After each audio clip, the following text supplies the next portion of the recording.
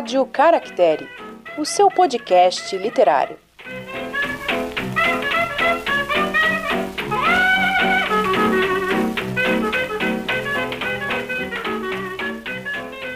Olá, livrólicos de plantão! Sejam muito bem-vindos a mais um episódio da Rádio Caractere. Eu sou Suzane Madruga. E eu sou Glênio Madruga. Num barco bateu o fundo, tá entrando água, eu não sei o que fazer. Episódio de hoje, Wilson! Mentira, Robinson Crusoe. De Daniel Defoe. No episódio de hoje, nós vamos falar sobre o livro Robinson Crusoe, do autor Daniel Defoe, tradução de Sérgio Flaxman, da editora Penguin Companhia, publicação de 2011. Essa edição que a gente tem aqui em casa é uma publicação de 2011. Quem foi Daniel Defoe? A vida dele é muito comprida pra gente fazer um resumo minimamente decente. Merece um artigo, então? Merece um artigo. Mas ele nasceu em Londres no ano de 1660.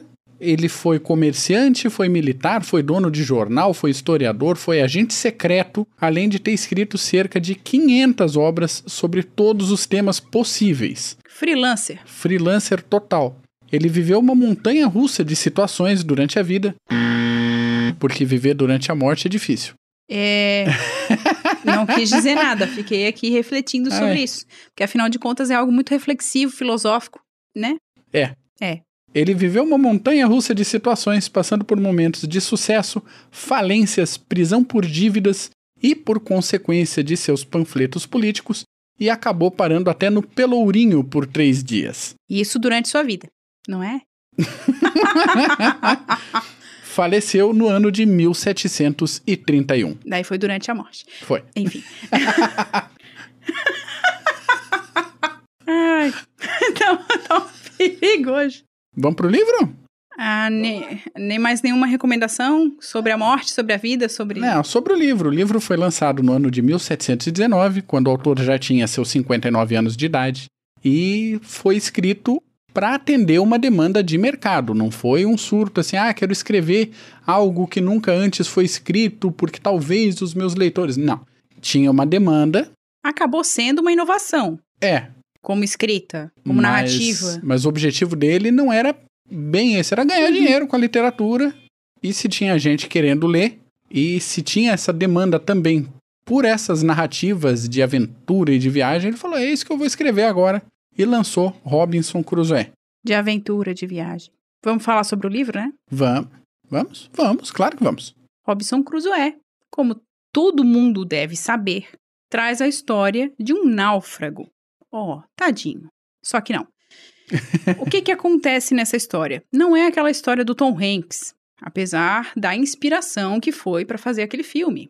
Eu não lembro do título desse filme. É o Náufrago, não é o Náufrago? Acho que é. Agora você perdeu as certezas, né? Não.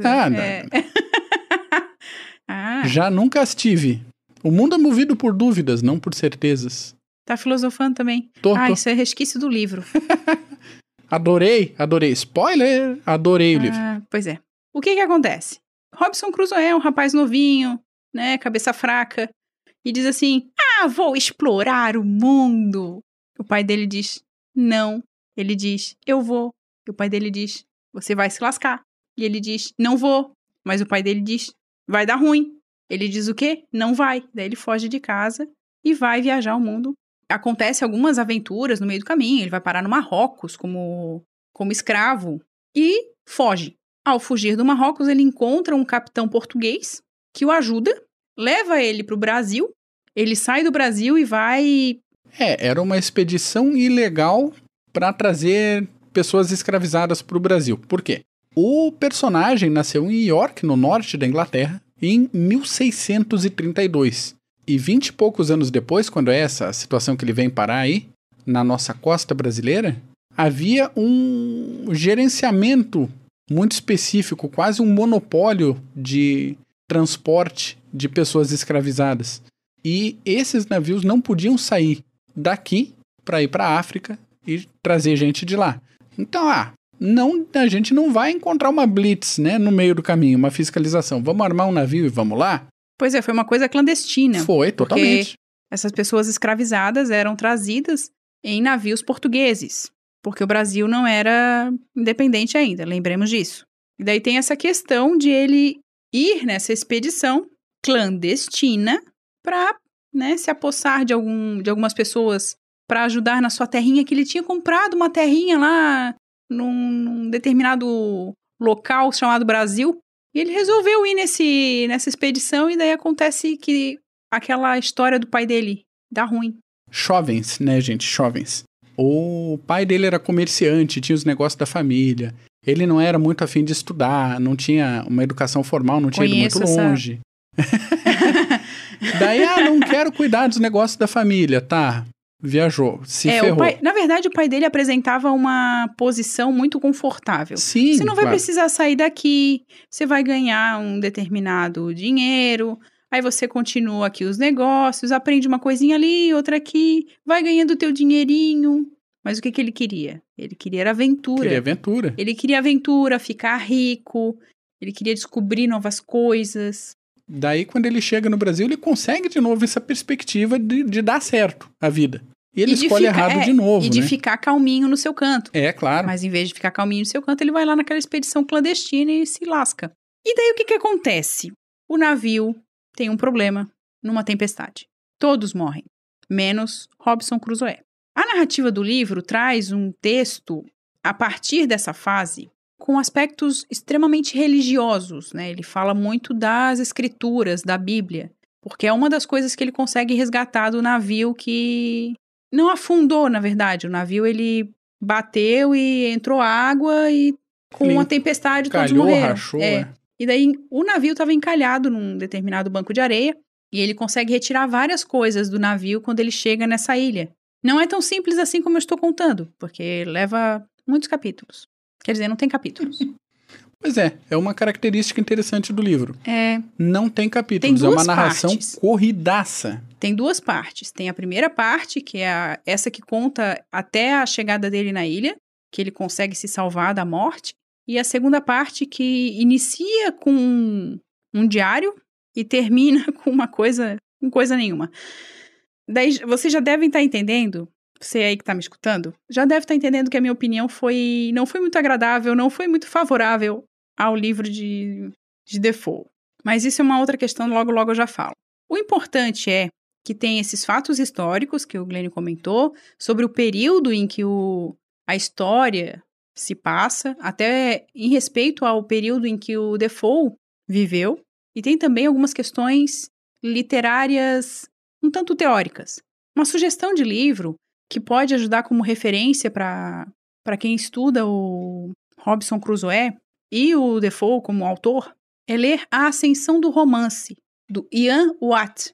A gente usou a edição da Companhia de Bolso, que é da Companhia das Letras, de 2010. Pelo que eu sei, tem outros livros com informações um pouco mais recentes sobre essas pesquisas e tudo mais, mas foi o que a gente conseguiu ter acesso até esse momento.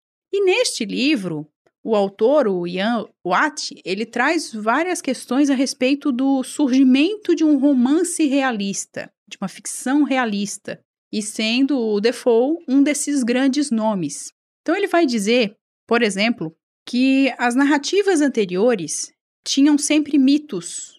Eu vou ler um trechinho aqui para você, que nos escuta, que diz assim: assim, o romance é o veículo literário lógico de uma cultura, que, nos últimos séculos, conferiu um valor sem precedentes à originalidade e à novidade. Em seguida, ele diz o seguinte: evidentemente, o enredo não é uma coisa simples e nunca é fácil determinar o grau de sua originalidade. Isso ele está falando, se a gente for relacionar com Robinson Crusoe, tem uma originalidade nesse tipo de narrativa. Continuando. Todavia, a comparação entre o romance e as formas literárias anteriores revela uma diferença importante. Defoe e Richardson, outro autor do mesmo período, são os primeiros grandes escritores ingleses que não extraíram seus enredos da mitologia, da história, da lenda ou de outras fontes literárias do passado. E daí ele coloca como uma inovação o que o Robinson Crusoe se tornou na história do romance, do escrito em prosa na literatura. Porque sempre havia aquele caráter bíblico, mitológico.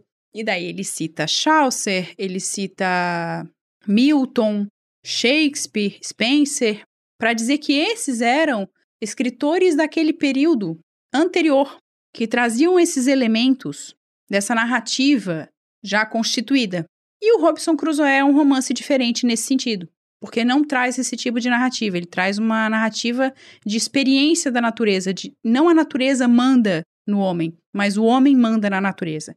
O homem não está conformado ao natural, ele move a natureza, né? Ele faz uso dela. Até mesmo porque o personagem principal dessa história, o que narra a história pra gente, em Robinson Crusoe, é alguém que faz isso, que a todo momento ele faz uso daquele espaço natural que é a ilha para transformá-la num ambiente em que ele possa viver, num ambiente em que ele possa se proteger das intempéries e de possíveis problemas com animais selvagens ou outros homens. Sendo assim, a gente tem uma ideia de que o Defoe, com o Robinson Crusoe, ele quebra com determinadas convenções literárias do mito, do ideal, apresentando um personagem de um ponto de vista individual. Ele não depende de outras pessoas, na verdade, até depende no processo de ser levado para determinado lugar, para tomar algumas decisões. Mas todo esse período que ele passa na ilha, sozinho, que é um período de 25 anos depois, antes de chegar à sexta-feira, ele tem esse período longo, sozinho. É só ele na ilha. Ou pelo menos é o que ele acha, mas é só ele na ilha. E parece, então, que a gente tem um romance em que uma das características é essa saída da caixinha que todo mundo fazia. Todo mundo fazia aquela narrativa já esperada, e o Defoe não faz isso. Então, esse é o aspecto que, ao ler esse livro do Watt, eu concordei com ele nessa análise que ele faz da obra do Defoe. Ele tem outros textos a respeito de Robinson Crusoe, a respeito de outros autores desse período, que também vem nessa onda de mudança, de relatar um personagem cujas memórias são importantes, de trazer personagem com esse caráter mesmo mais individual, que a experiência individual é importante para a narrativa. É um enredo construído através dessas experiências que um personagem tem. E daí vem essa questão que eu achei muito relevante e importante para a história da literatura, e também explica-se por que se tornou um clássico, apesar de, tadã, eu não ter gostado. E daí vem aquela questão. Você gostou, certo, Glênio? Gostei. Por que você gostou? Respirada funda para pensar. Bom, gostei por vários motivos. Primeiro, eu gosto de relato de viagem. Eu gosto de acompanhar um personagem ou um narrador que passa por centenas de páginas sem acontecer nada de muito relevante. Mas ele tá sentado no alto do morro em algum lugar e observando a natureza e tarará. E eu gosto de ver essas reflexões. O que passou pela cabeça do personagem?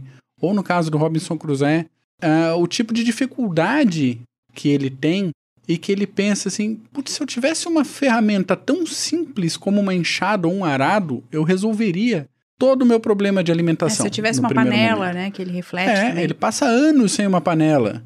E trazendo um pouco para reflexões atuais agora, o quanto que a gente está dependente de tecnologia e de objetos e de apetrechos que a gente não tem ideia de como fazer. Uhum. E se faz falta alguma dessas coisas, a gente consegue se virar, não é eternamente, mas até a gente conseguir ter dinheiro para comprar essa coisa de novo. Exato. É um romance reflexivo. Totalmente. A filosofia, a reflexão permeiam o livro inteiro. Outro ponto que eu achei interessante é um paralelo rápido que eu fiz com Romeu e Julieta. Uhum.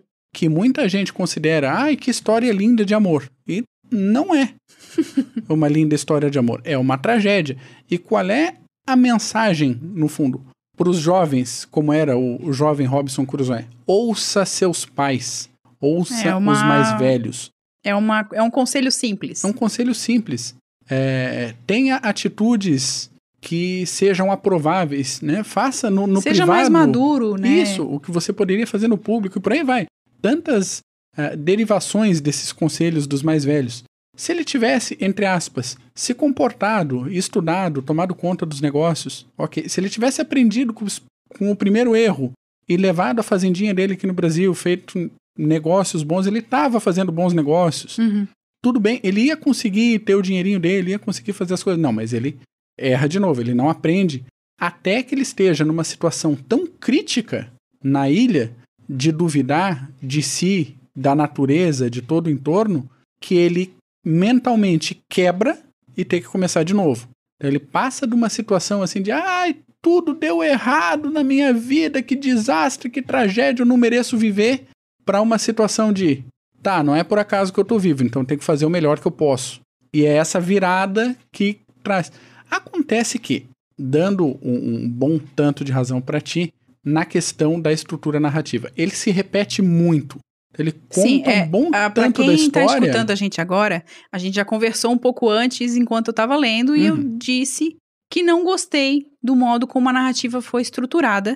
E daí vem aquela questão de que eu preciso tratar agora, se você me permite. Não, só ia colocar esse negócio de que ele conta. Daí ele fala assim, mas eu tenho um diário. Então vamos ler o diário. Daí ele repete um monte de coisa que ele falou, escreve um pouquinho pra frente. Daí ele fala, mas nesse ponto acabou a tinta. Daí ele volta e continua contando do que ele tinha contado antes. Assim, conta de uma vez, tinha economizado 50 páginas pra gente, pelo menos. Isso aí.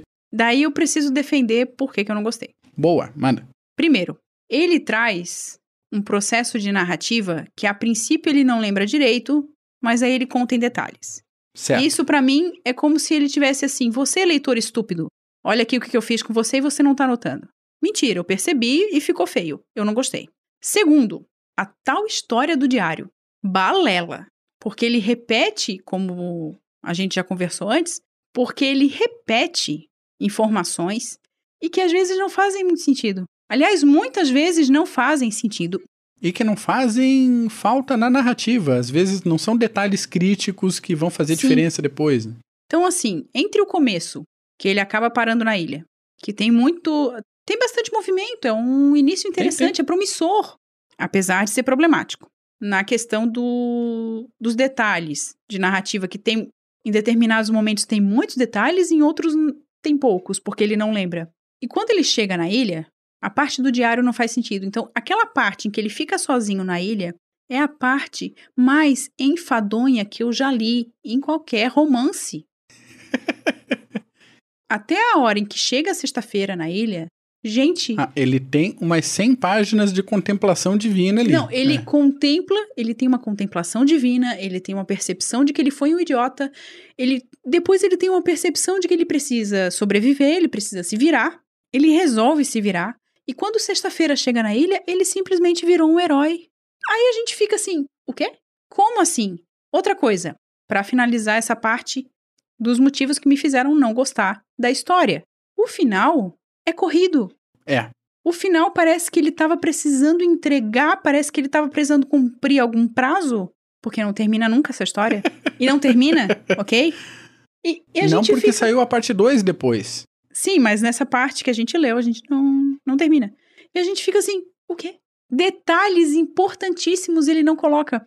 E daí, em determinado momento do final, tem uma parte que ele diz assim, não quero tomar mais o tempo do leitor. Lê pra gente. Ele usa esse recurso algumas vezes durante o livro. Assim, aconteceu um monte de coisa, mas aqui eu vou resumir. Ele está nos enrolando. E daí ele fala tudo. Esse trecho específico tá na página 381. Já tá lá adiante. Ele fala... E longe de acabar. Assim como não abusei dos leitores com nenhum dos meus diários marítimos... Mentiroso. Também não irei aborrecê-los com o diário dessa viagem por terra. Mas não tenho como omitir algumas aventuras que me aconteceram nessa jornada tediosa e difícil. Ele já fala que é tediosa. Então, e ele por que ele diz tudo. que não fez do leitor um tanso que ficou ali lendo aquela coisa chata? Posso tentar aliviar pro Defoe? Não tente aliviar pro Defoe. Eu vou aliviar pro Defoe. Não tenho que aliviar. Sério, eu fiquei pensando alguns dias depois. A gente levou um tempo depois que terminou esse livro. E eu fiquei pensando assim, será que eu não tô sendo muito crica? Será que eu não tô sendo muito chata? E eu estou sendo chata sim, porque a narrativa, o narrador tenta me enganar. E eu não gosto de narradores que tentam me enganar. E daí vem aquela questão assim, gente, como é que isso foi visto como grande literatura? Mas eu fiquei com aquela questão, depois eu fui assim. ler, eu entendi o seu papel. Novamente, não tiro o papel importante de Robinson Crusoe da literatura. Tá. Não estou tirando, não estou questionando isso. Uhum. foi importante pro tempo, é do século XVIII. Iníciozinho do século XVIII. Exato. E aí é que tá o meu alívio pro autor. Por quê? Por uma população de 1700 e bolinha, 1719? Deixa eu conferir aqui. 1719. Pensar nas terras americanas, pensar no que tinha do outro lado, o fascínio pela ilha deserta. Assim, o desconhecido. Então ele atendeu essa demanda. É aquele negócio que a gente falou no início, né? Ele Da atendeu uma demanda Não, a específica. demanda foi atendida, ok. Mas o que eu quero dizer é dessa narrativa sem pé nem cabeça que às vezes ele coloca. Porque primeiro ele explica uma coisa, depois ele diz que foram tantos dias, depois ele diz que foi tanto. A ida lá, que ele vai e volta do navio, que encalhou, é uma saga. E é uma saga, desconectada. Porque a gente não sabe quanto tempo passou. Provavelmente nem ele sabe, mas a princípio ele demonstra que sabe. Então não demonstre que sabe. Então é um narrador muito confuso. É um narrador que ele não apresenta, em determinados momentos ele apresenta uma força, que talvez seja do personagem que acha que tem. Em outros momentos ele demonstra desequilíbrio que se perde. Ah, mas o humano também é desequilibrado. Eu não estou falando do humano, eu estou falando do personagem. E o personagem que narra essa história é um personagem que não me conta as coisas direito.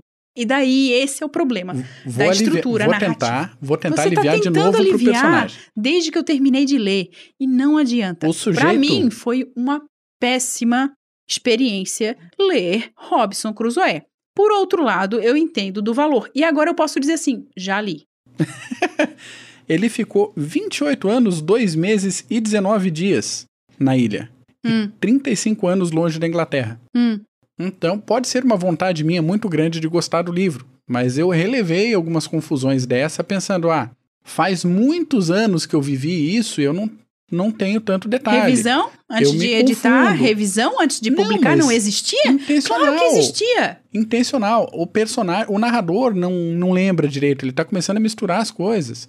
Ele passou por um tempo, talvez, beirando a loucura. Não, o narrador parece, quando ele tá contando, que ele ainda tá na ilha.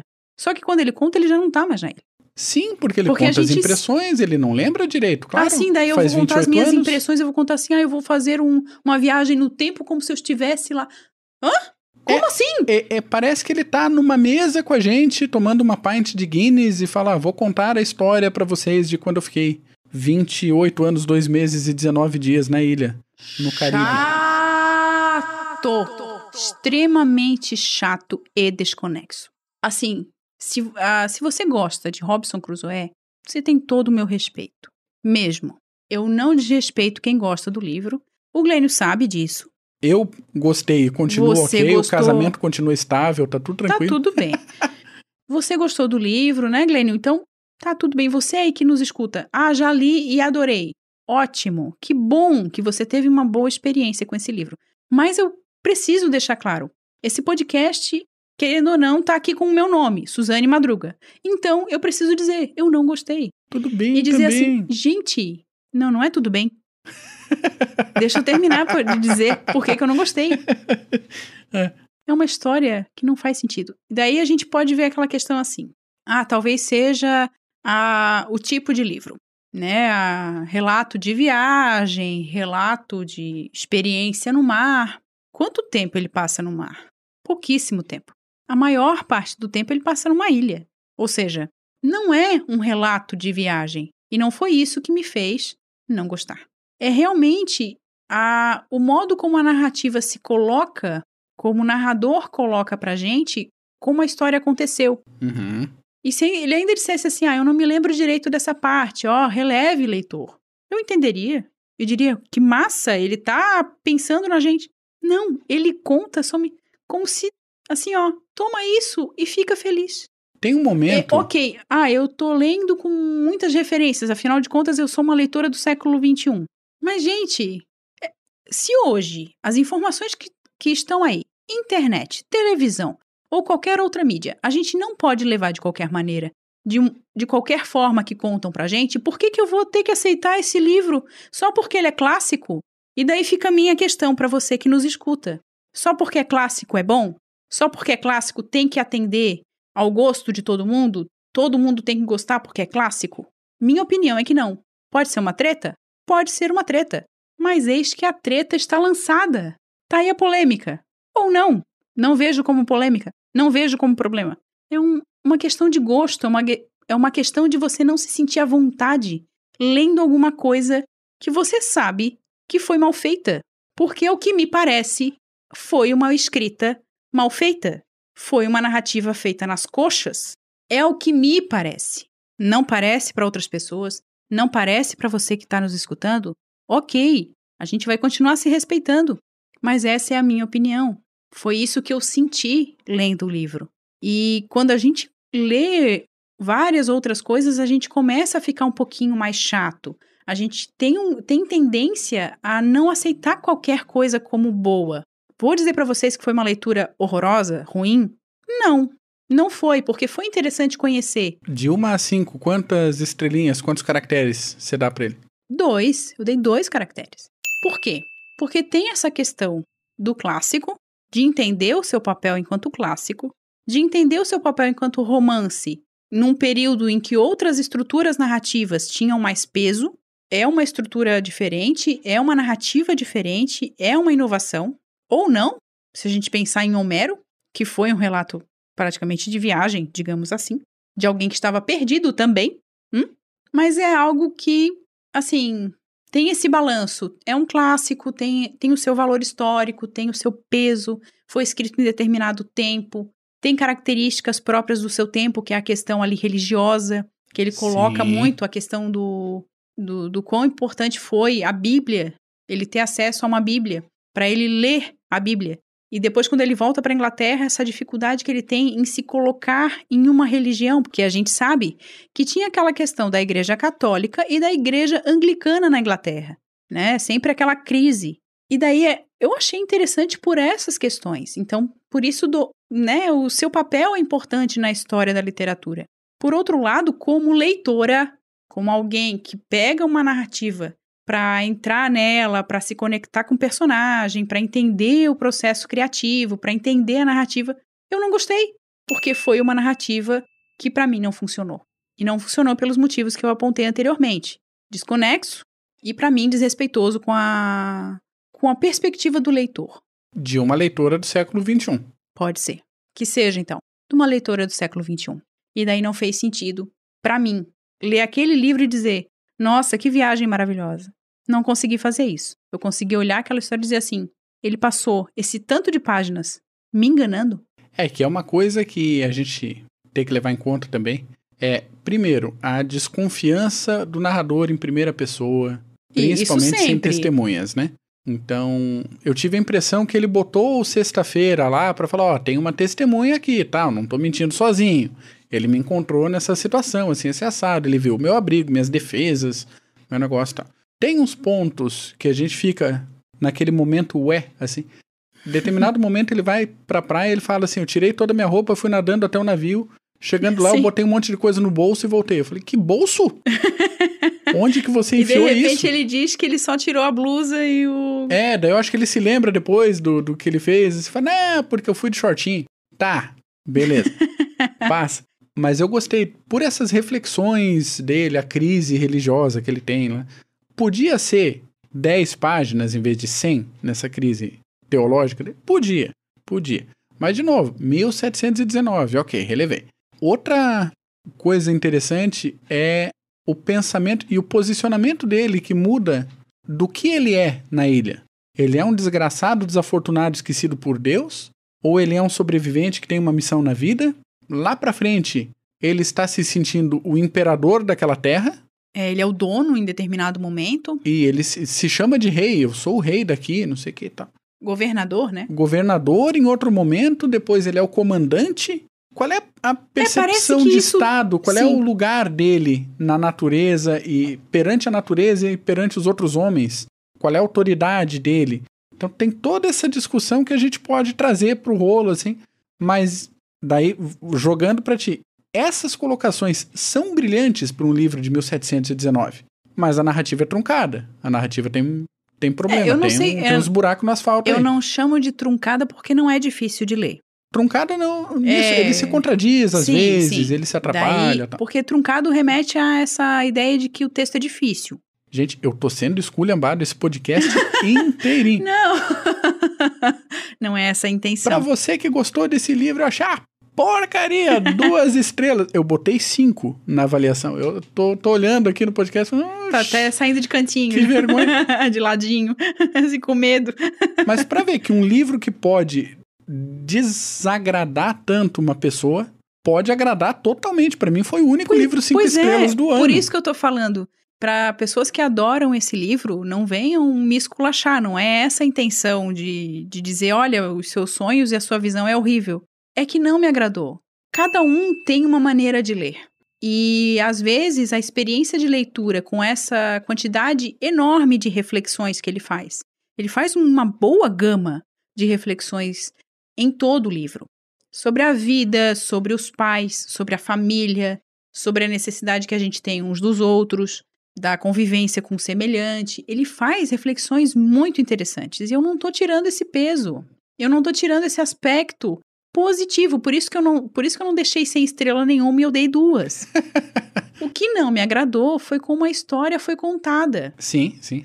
A história é extremamente interessante. Como é que alguém consegue sobreviver e viver bem, até em certa medida, 28 anos sozinho numa ilha? E ter presença de espírito, ter consciência do que está fazendo quando ele tem contato com pessoas de fora, de não enlouquecer. Qual seria a primeira posição nossa, sozinhos numa ilha? Eu acho que eu enlouqueceria. E daí vem a questão, ele conseguiu. E ele traz essas questões filosóficas e reflexivas. E eu digo, ok, muito bom isso no livro. Só não me enrola. Só que a narrativa parece que está enrolando o leitor. E daí isso, para mim, já quebra todo aquele processo de, nossa, que livro incrível. Então, assim, gente, não tem problema de você ter amado e eu não ter gostado. Eu não falo que eu odiei o livro. Eu não odiei o livro. Eu só não me senti confortável pela maneira como a história estava sendo contada. E eu acho que eu tenho direito. Claro que tem. Como leitora, eu tenho direito a isso. Você que tá ouvindo a gente também tem. É isso que eu tô querendo dizer. Você que nos escuta, o Glênio, ele tem todo o direito de dar 5 estrelas para esse livro. Porque para ele fez uma diferença incrível. Para ele, é um livro que ele vai carregar para ele. E vou reler mais pra frente. Porque o meu critério para 5 estrelas é esse. Livro... Sim, que quer reler. Livro bom, pra mim, é 3. Livro muito bom, que fica comigo, é 4 estrelas. E livro que fica comigo pra vida e que eu vou reler é 5. Esse entrou 5. Nem que seja pra não gostar de novo depois. Pois é, não digo Mas isso. Mas aí é pra uma futura leitura, não pra agora. Daí vem aquela questão, pra mim já valeu a pena essa leitura. Então vai 2. E eu tô levando em consideração todo o processo de reflexão que o autor traz, que o narrador traz pra gente. A revisão, a tradução me parece muito caprichosa, a revisão muito bem feita, não encontrei problemas, pelo menos, e eu já estava desagradada da narrativa. Já estava caçando problema no negócio. Se tivesse problema, acho que eu teria visto. Então, gente, é essa coisa, eu não vou ficar aqui me alongando mais do que eu já me alonguei, falando do quão foi... Que pena, né? Que não foi tão bom pra mim, mas que bom que foi... Se é bom pra você, ou vai ser bom pra você que ainda não leu. Tenha a experiência de ler este livro. Recomendo como algo que eu gostei? Não. Mas recomendo para que você conheça. Conheça a obra. Uma das coisas que a gente faz aqui na Rádio Caractere é sugerir leituras. Mas aí alguém pode dizer, mas você não gostou. Não é porque eu não gostei. Eu, Suzane, não gostei. Que você, livrólico, de qualquer região, de qualquer lugar do mundo, não vai gostar. Depende da sua experiência, depende do quanto você quer ler aquele livro, depende do quanto você se conecta com aquela história. Da sua história de vida, do que você passou, Exato, do que você já leu. Do momento em que você vai pegar aquele livro. Tem vários aspectos a serem levados em conta. Então, assim, ficam essas sugestões essa sugestão do livro do Ian Watt para leitura, também uma leitura complementar, que eu acho que é bem interessante fazer. Afinal de contas, é um livro do século XVIII, não é um livro do nosso tempo, não é contemporâneo, então a gente tem questões ali que se desfizeram com a história e podem não fazer realmente sentido para um leitor que não está acostumado. mas vale a pena essa leitura. E os links para os livros estarão aonde, Glênio? Na descrição do episódio. E o seguinte, não saiu tudo da cabeça do Defoe. Para quem for um livrólico mais curioso, procure a inspiração, a origem dessa história, que foi a história do marinheiro Alexander Selkirk. Ele era membro de uma expedição de corsários, acabou brigando com o capitão do navio dele e pediu para ser abandonado numa ilha. E ficou lá por uns 4 anos, Ficou lá por 4 anos e depois foi resgatado por um outro navio inglês e o capitão desse navio fez parte da expedição original dele. E essa ilha fica na costa do Chile e atualmente se chama Ilha Robinson Crusoe, por causa dessa história. Toda a história dele e alguns pontos que a gente vê na narrativa do Robinson Crusoe, como a questão religiosa, a revelação dele, isso aconteceu com Alexander Selkirk e está disponível em domínio público nos arquivos dos jornais britânicos da época. É tudo coisa que dá para achar online. Hoje fazer a busca e encontrar lá. Então, se você for curioso a ponto de querer mergulhar na história do Alexander Selkirk, tá aí a dica. Vai atrás, porque eu acho legal também. Mas é isso aí. Para quem gosta de histórias de mar, de histórias de ilha, para quem gosta de histórias... Documentos antigos. De gente pensando, o que eu fiz da minha vida? O que eu farei da minha vida? O que minha vida virou? Recomendo. E boa sorte. Vai com paciência, porque o livro é antigo, mas vai firme. Garra aí, vai firme. É isso então. A gente finaliza, gente, agradecendo a sua paciência por ter nos escutado. Aliás, por ter me escutado, né? Achincalhando um clássico da literatura. É trazer aquilo que você gosta. Nesse caso, o que você não gosta também. Como de costume, nossos links estão na descrição do episódio. Se você quiser mandar uma mensagem de texto pra gente, os canais estão aí. Se você quiser mandar uma mensagem de áudio, tem um link aí embaixo também. E se você autorizar, se você quiser, se falar na mensagem aí, a gente vai ouvir cada uma das mensagens. Exato. E a sua voz pode vir num próximo episódio aqui da Rádio Caractere também. É só colocar, autorizo o uso da minha voz e a gente coloca em um dos próximos episódios. Então não esquece de acessar esses links, acessa aí o livro para ver um pouco mais, vai atrás de outras opiniões e se te interessar, leia o livro. E é me despedindo assim que eu desejo a todos uma ótima semana. Pega um livro, relaxa o corpinho e até a próxima. Você acabou de ouvir mais um episódio da Rádio Caractere. Entre em contato conosco. Links na descrição do episódio.